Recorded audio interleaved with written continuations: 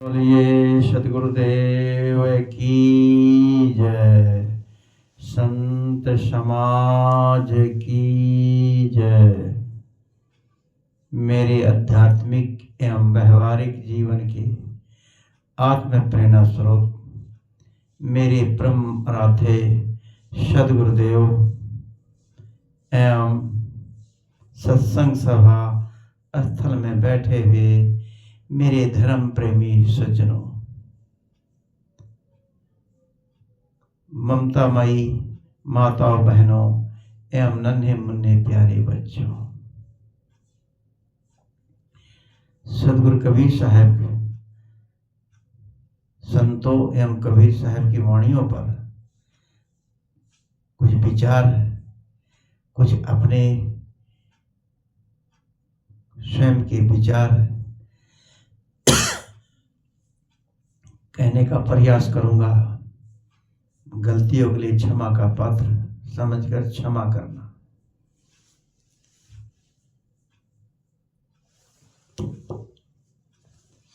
सुख दुख की बातें प्रतिदिन हो ही रही हैं। चाहत सुख दुख संग न छाड़ा। कि हर व्यक्ति जीवन में सुख चाहता है, शांति पाना चाहता है, पर आदमी जीवन अपना कौन सा जीवन जी रहा है इस पर ध्यान ही नहीं देता। मनुष्य सुख की इच्छा से दुख बना लेता है और उसी दुख में पड़ा रहता है। सदगुरु कबीर साहब कहते हैं कि बेहा दीनो खेत को बेहा खेत ही खाए। बेहा दीनो खेत को बेहा खेत ही खाए। तीन लोक संशय पड़ी, मैं कहा कहूं समझाए। बेहा किसे कहते हैं? बेहा कहते हैं जो खेत में कहीं फसल लगाते हैं कि कोई साग सब्जी लगा देते हैं। कोई भी साग सब्जी लगाया और उसकी बाड़ी बना देते हैं, चारों तरफ बाड़ लगा देते हैं। कोई लोग अपने आसपास घर के पास भी बाड़ी लगा बनाते हैं, तो उसको पशुओं से रोकने के लिए बाड़ बनाते हैं। उसको कहते हैं बेहा। बेहा दीनों खेत को बेहा खेत ही खाए। तीन लोग संशय पड़ी, मैं कहा कहूं समझाए। बेहा यानी बाढ़ की जो सब्जी आदि की खेती करता है, उसके किनारे बाड़ लगाता है, कोई जानवर उसको नुकसान न पहुंचा सके। जब बाढ़ ही जब रहती है तो उसमें सूरज की धूप, जब बाढ़ ऊंची लगा दो एक साइड से, तो सुबह के टाइम अगर पूरब की तरफ बाढ़ है तब धूप पूरब से आती है तो भी छाया में को रोकती है, पश्चिम से आती है तब भी बीच में रहती, थोड़ी लगती है। जहाँ तक धूप लगती वहाँ फसल या सब्जी वगैरह पेड़ पौधे अच्छे हरे भरे रहते हैं। लेकिन जहाँ धूप नहीं लगती वहाँ साग सब्जी पेड़ पौधे अच्छे नहीं उगते। तो उसकी छाया से, जब बाढ़ की छाया फसलों पर लगती है, उसकी छाया से ही उसका फसल का नुकसान हो रहा है। इसे में सदगुरु कबीर साहब स्टिक बिल्कुल उदाहरण देते हैं कि ऐसे ही आदमी सुख पाने के चक्कर में खुद को उलझा लिया है। जैसे आदमी पढ़ाई लिखाई करता है सुख पाने के लिए, क्या पढ़ा लिखा व्यक्ति ज्ञानी हो सकता है, बुद्धिमान हो सकता है, लेकिन ज्ञान अलग चीज है। पढ़ा लिखा व्यक्ति बुद्धिमान हो सकता है, पढ़ लिख करके आदमी जज मिनिस्टर बन जाता है, और घर गृहस्थी में भी पढ़ लिख करके अपने परिवार का बोझा भी उठाते हैं। और पढ़े लिखे व्यक्ति ही ज़्यादातर सिगरेट शराब वगैरह पीते हैं। जितने ज़्यादा पढ़े लिखे व्यक्ति नशा करते हैं, अनपढ़ लोग बहुत कम करते हैं। मजदूर लोगों तो बहुत कम मात्रा में, मजदूर तो करते भी, मजदूर भी कहते हैं भाई थकावट रहती है क्या करें, थोड़ा सा पैग लगा लेते हैं। कितने ऐसे मजदूर हैं जो पूरे दिन 500 कमाया, 200 शराब में उड़ा दिया। तो नशा, गुटखा, शराब, अन्य वासनाओं में फंस जाता है। शादी करके सुख पाने के लिए जिम्मेदारी का बोझ बनाता है तो सुखी रहता है, लेकिन सुख की इच्छा में बना बनाकर उसमें वह दबा रहता है। कौन सा सुख है? ये माया ही जब आदमी को अपने बोझ में दबा देती है तो आदमी सुखी होता है कि दुखी? ढूंढता है सुख, मिलता है दुख। जब धन नहीं था तो दुखी था, अब धन बढ़ गया तो भी दुखी, उसमें उलझ गया। तो दुखी तो दोनों तरफ से है। इसलिए संतुलित इच्छा बना करके जीवन बिताएं। ये जीवन मिला है सुख से रहने के लिए। सेवा चरित्र निर्दोष जीवन ही हमारा सही सुखी होने का ये तरीका है। बहुत बड़ा मकान हो, गाड़ी हो, धन हो, लेकिन अंदर मन में शांति ना हो, वो धन किस काम का? इसलिए अपने कल्याण के लिए, आने वाले समय के लिए,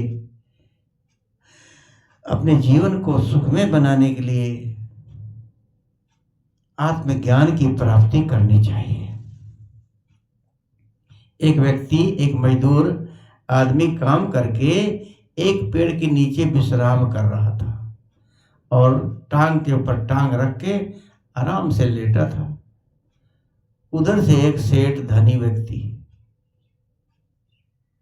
राजा कह लीजिए, उधर से निकलते आए तो अपने घोड़ा वही इस पेड़ की छाया में रोका। शिकार करने गए थे, रोका तो वहां पर देखा एक व्यक्ति छाया में टांग के ऊपर टांग रख करके लेटा हुआ है।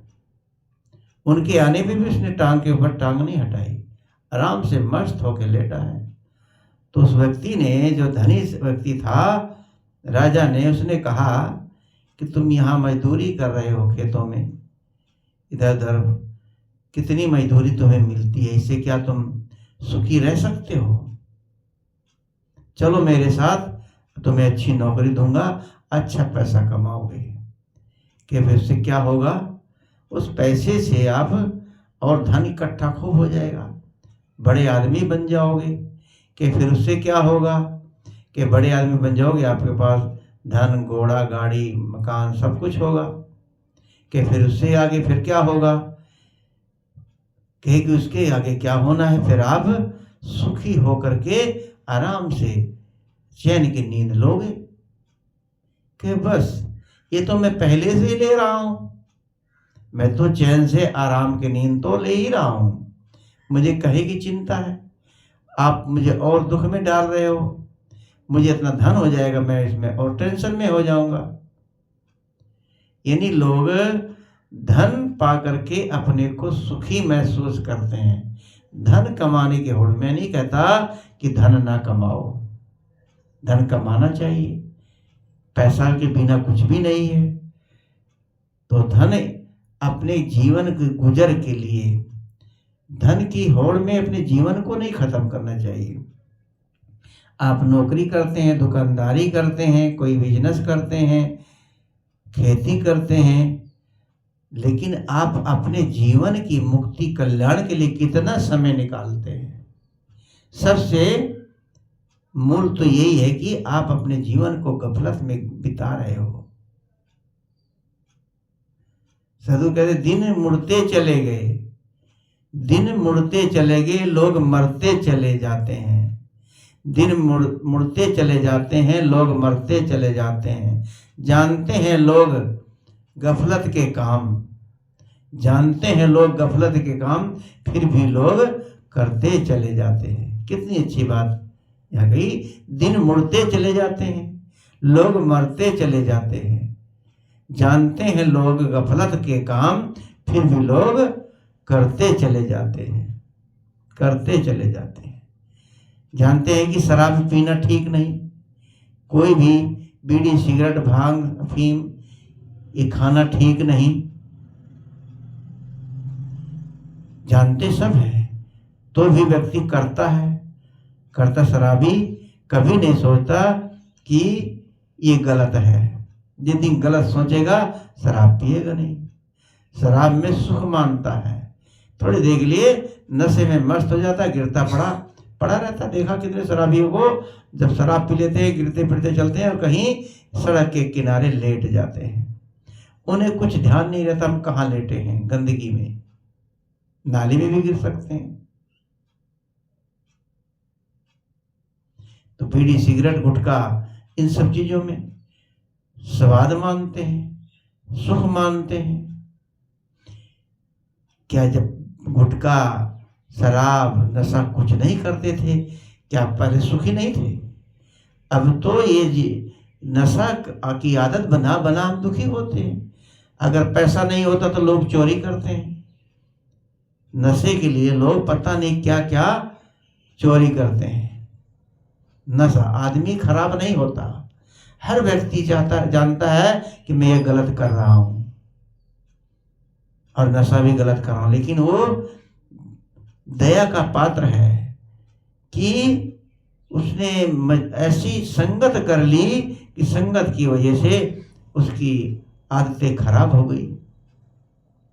कुछ भी कर बेचने के लिए, कुछ भी करने के लिए उसको मजबूर होना पड़ता है, अंदर से उसको भी अपमानित होना पड़ता है कि ये क्या कर रहे हैं। लेकिन जो आदत बन जाती है तो छूटती नहीं है। और लोग फिर कहते हैं कि कोई बात नहीं, जो होगा देखा जाएगा। अरे जो होगा किस्मत में तो वही तो होगा।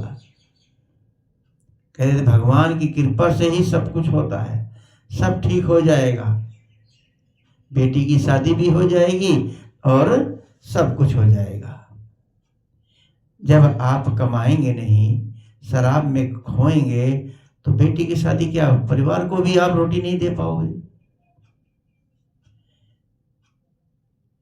गोस्वामी जी यहाँ कहते हैं, मैं बार बार कहता ही रहता हूँ मन से, कि कर्म प्रधान विश्व कर राखा, जो जस करें तस फल चाखा। कर्म प्रधान है, पूरे विश्व का ये नियम है, नियम ही भगवान है, नियम ही ईश्वर है।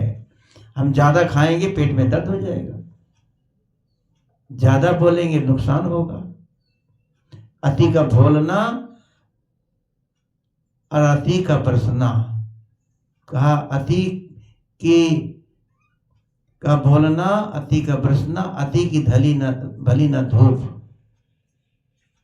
ज्यादा तो कोई भी चीज अच्छी नहीं रहती, जो जैसा करेगा वैसे इसको फल मिलेगा। लोग इसको किनारे रख देते हैं, कहते हैं कि उसकी कृपा से एक पत्ता भी नहीं हिलता, हम भगवान की कठपुतली हैं। इसका मतलब चोरी डकैती अपहरण बलात्कार सब ईश्वर ही करवा रहा है। कोरोना की महामारी तो लोगों ने देखी है, जो इतनी तेजी से चली थी कि पूरा देश संसार तप रहा था दुख से। प्रतिदिन कहीं न कहीं लाखों लोग की जानें गई थी, शमशान में फूकने की जगह नहीं पाई गई। फिर भी कहते हैं जो कुछ करता है भगवान अच्छा करता है। क्या उस कोरोना काल को किसी ने अच्छा बताया? वो बीमारी और दुख किसने फैलाया? इसका मतलब उस परमात्मा ने फैलाया। जब उसके बिना कहे एक पत्ता नहीं हिलता तो ये दुख उसी परमात्मा ने फैलाया। हम तो उसकी कठपुतली हैं, कठपुतली को जैसे कुदाओगे वैसे कूदेगी। वो परमात्मा जैसे हमें कूदा रहा है, हम लोग कूद रहे। कठपुतली का कोई दोष नहीं। किसी के साथ बलात्कार कर लो, किसी की हत्या कर दो, तो चोरी उसका दोष किसको लगेगा? कठपुतली को तो नहीं लगता ना, उस परमात्मा को लगेगा। लगना चाहिए दोष जो करवा रहा है, ईश्वर को, भगवान को दोष लगना चाहिए। वो कहता है कि मेरी भक्ति करो, तुम्हारे पाप काट दूंगा। उधर स्वयं परमात्मा पाप भी करवाता है, और उधर कहता है मेरी भक्ति करो। कि चिड़िया का जी जाए बच्चों का खिलौना। जैसे कुएं में एक रस्सी डाल करके किसी आदमी बच्चे को, किसी को लटका दिए जाए नीचे, फिर कहा जाए ऊपर आ जा बेटा, रस्सी पकड़ के। डाला क्यों भाई? पहले उसके पे दुख डाला, फिर कहो मेरा भजन करो। क्या भगवान जो है कि कोई बिगाड़ानंद है जो सबका काम बिगाड़ता है? बिगाड़ानंद की कहानी प्रसिद्ध है, सुना ही होगा। थोड़े में संक्षेप में कहना चाहूंगा। एक व्यक्ति था, बिगाड़ानंद नाम था। वो सबके काम बिगाड़ देता था। कोई घर मकान बनाता, वहां पहुंच जाता, उसमें अटैक लगाता, या कुछ पैसा तो नहीं तो हम ये बनाने नहीं देंगे और पंचायत करेंगे, नाजायज कब्जा कर रहे हो। कोई शादी ब्याह होता, उसमें पैसा लेता, नहीं तो बिगाड़ देंगे, कुछ पैसा दो हमें। एक जगह पर देखा, किसी लड़के का आए हुए थे और वहाँ वो नहीं था, तो लोग पर देखा वाले बैठे थे, अपना पैसा दिल्ला टीका टूका करने की तैयारी में बैठे थे। तो उसके बेटे के लड़के के बाप ने कहा, बेटा अब कहीं कुदरती कहीं से बिगाड़ानंद आ गया, सारा काम बिगाड़ देगा, ये 100 रुपये रखो और तुम उसके पैरों में रख करके बंदगी कर लेना। ठीक है। कुदरती इत्तेफाक से घूमता घूमता आ गया, बैठ गया। तो लड़के ने, जो उसके बर देखने वाले आए थे लड़के का, तो बैठे थे, तो उसने जाकर उनके पैरों में 100 रुपये रख के बंदगी बजाया। ने देखा 100 रुपया दे रहा मेरे को, शादी कर रहा है कितनी बड़ी। तो उसके मन में लालच आया। उसने कहा, खुशी रहो, सुखी रहो, खुशी रहो, तुम्हारी मिर्गी ठीक हो जाए। अब इतना बर देखे सुन करके उठ खड़े हुए, अरे इसको लड़के को मिर्गी आती है। वो वहां से भाग गए, रिश्ता खराब करा दिया। ऐसे बिगाड़ानंद कुछ लोग होते हैं। कहानी तो बहुत और भी है, लेकिन यहाँ कहने का समय अभाव है। तो क्या भगवान बिगाड़ानंद है? लोग कहते हैं कि भगवान जो है सर्वशक्तिमान है, ये दुख भरा संसार है उसी ने बनाया है। वह सर्वशक्तिमान है, जो चाहे वो कर सकता है। कमल पर फूल, फूल और नहीं, सूरज पर कमल, कमल पर सूरज खिला सकता है। साधु श्री अभिलाष साहब जी की ये वाणियाँ हैं। वो बार बार इस चीज को अनेक सत्संगों में कहते थे कि वो क्या ईश्वर इतना कर सकता है, कमल पर फूल, सूरज पर कमल और कमल पर सूरज खिला सकता है, तो क्या दुनिया से दुख संताप नहीं मिटा सकता? इतना काबिल है तो दुख क्यों नहीं मिटाता? उससे कहा जाए कि दुनिया से बलात्कार, उग्रवादपना, ये सब खत्म कर दे, बीमारी सब खत्म कर दे, और बता दे कि कहाँ कौन सी सोना चांदी पेट्रोल जमीन में कोयला कहाँ कहाँ है, सरकार को मेहनत ना करनी पड़ेगी। ऐसा कोई भगवान है जो बता दे आपको? लेकिन लोगों ने अलग से भगवान खड़ा कर रखा है। ईश्वर क्या है? ईश्वर एक नियम है। ये सच्चाई है कि ऐसा कोई ईश्वर नहीं है। नियम से ही जो काम करेंगे वो ठीक होगा। अगर भगवान ऐसा करता है, ईश्वर ऐसा करता है, तो ऐसे भगवान को क्या करना चाहिए? उसे पकड़ के जेल में बंद करा देना चाहिए कि लोगों को दुखी कर रहा है। जैसे कोई कटही कुतिया रखा हो और लोगों पर लौकार देता हो, तो लोग उसको अच्छा कहेंगे कि बुरा कहेंगे? जब ऐसा भगवान कर रहा है तो ऐसा भगवान अच्छा तो नहीं हुआ। वो दुनिया से पाप संताप मिटा दे तब तो अच्छा कहलाएगा।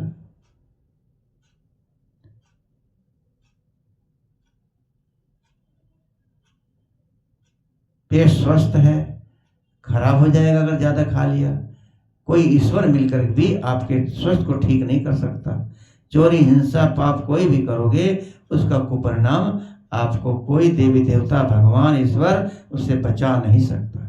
यहाँ तक कि गरुड़ पुराण में भी बहुत ईमानदारी से कर्मों के बारे में बताया गया है कि हम जैसा करेंगे वैसा उसका परिणाम भोगना पड़ेगा। गीता कुरान में भी लिखा है यदि आप हिंसा करते हैं, ईश्वर आपके ऊपर कुपित होकर के सुअर कुत्ता व बंदर बना देता है। यानी पुनर्जन्म कुरान में भी मुसलमानों के मजहब में भी पुनर्जन्म सिद्ध हो रहा है। जब सुअर कुत्ता बंदर बना देता है तो इसका मतलब जन्म होता है, आदमी मरता है फिर जन्म लेता है, जैसा कर्म करता है उसी योनि में चला जाता है। ऐसा कल्पना करके भी लिखा गया है। इसलिए अपने अंतःकरण अपने भगवान को जाने। जब कहा कि तूने आंगन नहीं पुहारा कैसे आएंगे भगवान। भजन तो गाते हैं लेकिन उस भजन का सार समझ के अपने पर उसको लागू करना चाहिए। भाव है कि आपके सामने आप अपने हृदय रूपी आंगन को शुद्ध साफ नहीं किया तो आपका परमात्मा भगवान ईश्वर कैसे आएगा। इसमें दारू गांजा मीट अंडा शराब दुनिया भर का ये सब अंदर भर लिया, अंदर गंदगी हो गई तो भगवान परमात्मा इसमें रहेगा। आपके दरवाजे पे कोई कूड़ा करकट झाड़ू लगा के दरवाजे पे कर दे तो आप लाठी लेके मारोगे, बोलोगे, तुरंत झगड़ा हो जाएगा पड़ोसियों की। कहेंगे क्या इधर फेंक दिया, क्यों डाल दिया यहाँ। और जो अपने अंदर इतनी गंदगी ले जाते हो, खाते हो अंडा तो आम आदमी खाता है, कहते आप अंडा भी नहीं खाते। अरे अंडा कोई फल फ्रूट है, कहते भाई अंडे में कोई दोष नहीं हो, जीव नहीं होता। जीव होता है कि नहीं, बिना जीव के उसमें बच्चा बनता है। कुछ होता है तभी तो बच्चा निकलता है। यदि वो जीव नहीं होता, उसको कच्चे अंडे को फोड़ के देखो कितनी गंदगी, ब्रज वीर्य से बना हुआ, गंदगी से भरा हुआ, उसको लोग बड़े चाव से उबाल कर खाते हैं। तो इसमें ईश्वर आएगा, परमात्मा आएगा। इसलिए सुखी बनना चाहते हैं, अपने जीवन को सुखी बनाना चाहते हैं, सुख शांति चाहते हैं तो विषयों को त्याग करें। यानी विषय जो है हमारे जीवन को उथल पुथल कर देता है। कर्म कुकर्म, जब तक विषयों का त्याग नहीं होगा तब तक आपका जीवन सुखी कैसे होगा। शंकराचार्य जी कहते हैं कि बह्यों कोई ना विषम अनुरागी कोम उक्त मुक्ते विषम विरक्ते घोरम नरकम को क्षेत्र दिए तृष्णा की पदम की मुक्तम। भाव है कि कौन बंधा है जो विषयों में आसक्त है। कौन बंधा है जो विषयों में आसक्त है, वो बंधा है। छूटा कौन है जो विषयों में विराम करता है। इसलिए बिना त्याग वैराग के, बिना पारखी संतों के हमारा दुख कभी छूट नहीं सकता। पारखी का मतलब होता है जो ढोंग ढकोसले पाखंड से आपको अलग कर दे, देवी देवताओं चमत्कारों से हटाकर ज्ञान में आपको डाले, निर्वाण पद को प्राप्त हो, निर्वाण पद का मार्ग बताए, अंदर राग द्वेष की अग्नि बुझानी। कहा कि अंदर राग द्वेष की अग्नि बुझानी। और जीवन में सुख शांति तभी आएगी जब मन का राग मिट जाएगा। हमारे अंदर नाना प्रकार के राग भरते रहते हैं। जब भी हमारे मन को में कभी भी कोई राग द्वेष की लहरें उठती हैं, उसे देखें, उसका परिणाम क्या होता है उसको समझें। काम उठता है उसको समझें, काम के वेग में आगे अभी उथल पुथल हो जाए तो उसका नुकसान कितना होगा। कोई भी अंदर से उत्तेजना गलत के लिए उठती है तो उसको सोचें विचारें। जीवन सुखमय तभी होगा, तभी कहा कि जेहि देहि में अति सुख मानी है, भीतर भंगार भरी ऊपर कली है। जेहि देह में अति सुख माली है, भीतर भंगार भरी है, ऊपर काली है। इस देह में हम सुख मानते हैं, इसमें हड्डी, मांस, चमड़ी, खून, टट्टी, पेशाब। अगर चमड़ी इस पे से उतार दिया जाए तो मक्खियां फिर बनाएंगी, आप जी नहीं सकोगे। चमड़ी चढ़ी हुई है, अंदर मुंह के अंदर खखार, नाक, थूक। आदमी एक दिन दातुन मंजन ना करे तो बदबू आने लगेगी, 1-2 दिन ना नहाए तो शरीर बदबू मारे। जानवर देखो, प्राकृतिक ने ऐसा बनाया, कोई कोलगेट मंजन नहीं करता, दांत चमकते रहते हैं और नहाते भी नहीं है। कुत्ते बिल्ली कहाँ नहाते हैं, लेकिन कोई बदबू नहीं आती उनके अंदर। लोग नहलाते हैं जो पालतू जानवरों को नहला देते, लेकिन जो घूमते रहते हैं उनको कभी नहीं नहाते हुए, लेकिन कभी बदबू उनके शरीर से नहीं आती। आदमी कितना गंदा है, हाड़, मांस, चाम, रक्त, टट्टी, पेशाब, ये सब अंदर खखार भरा है। ये शरीर निसार है, इस शरीर में हमें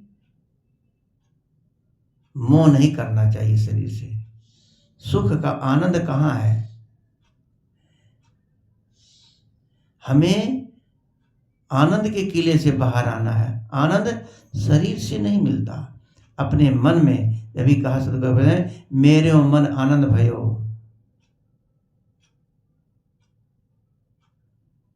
मेरा मन जब आनंद से भर गया तो समझ लो कुछ नहीं बाकी रहा, अपने में हम संतुष्ट हो जाते हैं।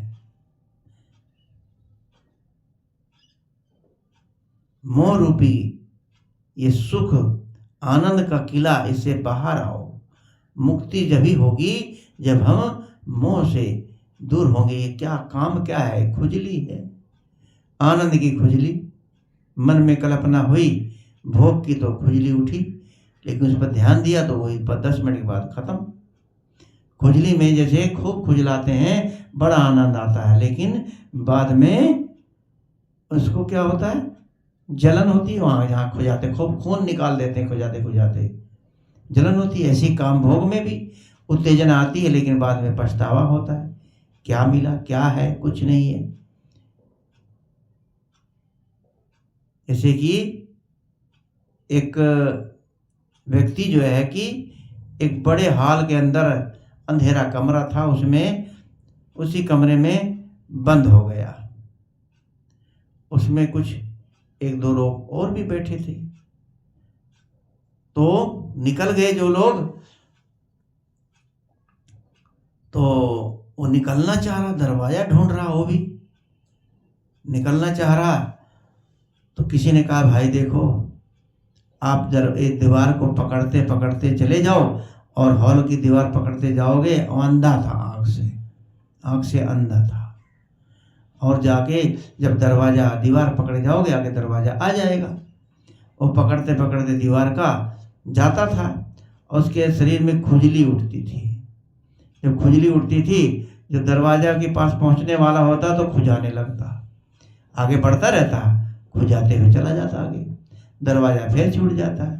ऐसे ही उस कोपर के अंदर, उस कमरे के अंदर वो ऐसे ही चक्कर काटता रहा, पर दरवाजा नहीं मिला।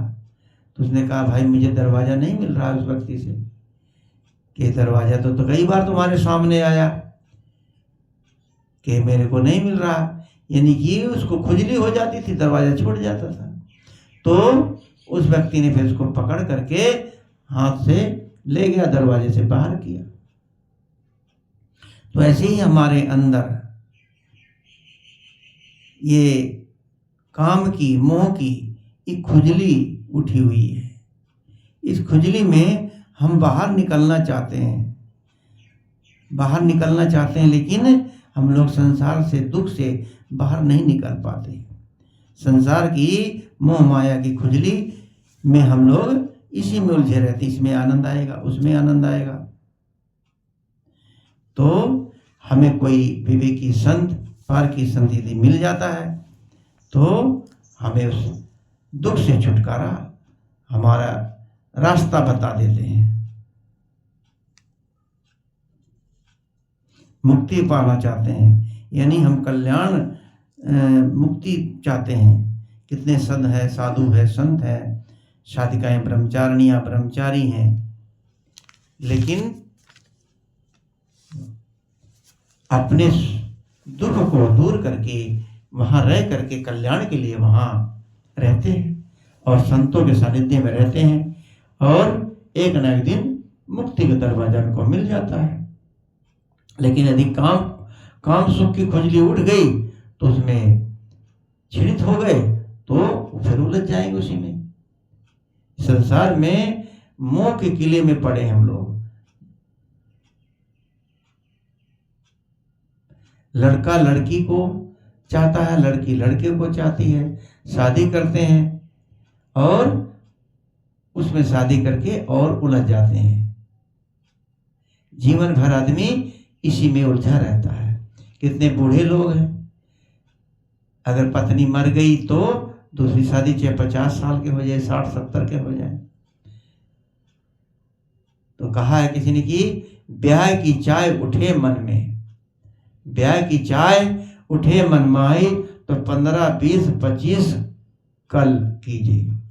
15, 20, 25 साल में शादी कर लो। यदि ब्याह की चाय उठती है तो 30 भये तब खीस भये, 40, 50 पे तब नाम न लीजिए। 30 के बाद खीस हो जाता आदमी, 30 के बाद आदमी जवानी उसकी खो जाती है। और 40-50 पे यदि शादी का नाम ले, 40-50 पे तो नाम न लीजिए। और काम का वेग उठे मन माई, तो कर ज्ञान का हृदय मन माई धीजे। और 60 के वर्ष में मन ललचाए, तो काढ़ के जूता कपार पे दीजिए। ऐसा एक कहावत बनाई गई है। इतना जीवन 20-30 साल बीत गया पर अपने में परिवर्तन कुछ भी नहीं आया। काम के विकार, क्रोध, यही सब मन में उठता रहा। मन चंचल बना रहा। प्राणी पदार्थों में सुख मानते हैं। अपने लक्ष्य क्या है, अपना लक्ष्य जानना चाहिए। जीवन क्षण भंगुर है, सब नाशवान है, इसको समझना चाहिए। ज्ञानी होना और बुद्धिमान होना अलग अलग बात है। पढ़ लिख के आदमी बुद्धिमान हो जाता है, लेकिन ज्ञानी आदमी जो है कि विवेकी हो जाता है। एक संत सत्संग में प्रवचन में बोल रहे थे कि आप सब सत्संग में आए हो और अपने जीवन का कल्याण का काम करो। तो कुछ लोगों ने तो उनकी बात पर ध्यान दिया कि दुर्गुणों को अपनाओ। कितने लोग होते हैं सत्संग सुनते हैं, पल्लड़ झाड़ सत्संग सुनते हैं और उठ के चले जाते हैं, जैसे आए वैसे चले गए।